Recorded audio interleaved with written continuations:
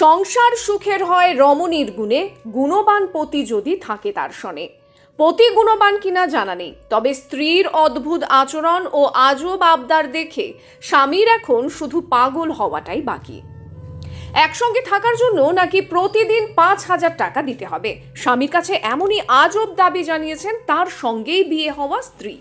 এমনকি স্ত্রী অন্তঃসত্ত্বা হতে চান না, কারণ সন্তানের জন্ম দিলে তরুণীর নাকি সৌন্দর্য নষ্ট হয়ে যাবে। ভারতের বেঙ্গালুরুর এই ঘটনা প্রকাশ্যে আসায় হইচই শুরু হয়ে গিয়েছে।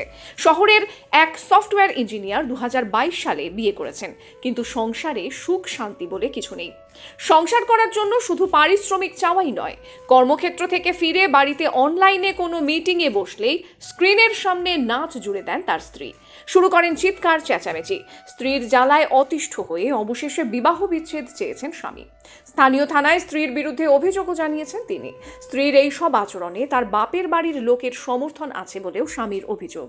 পুলিশ অবশ্য অভিযোগ পেয়ে ঘটনার তদন্ত শুরু করেছে।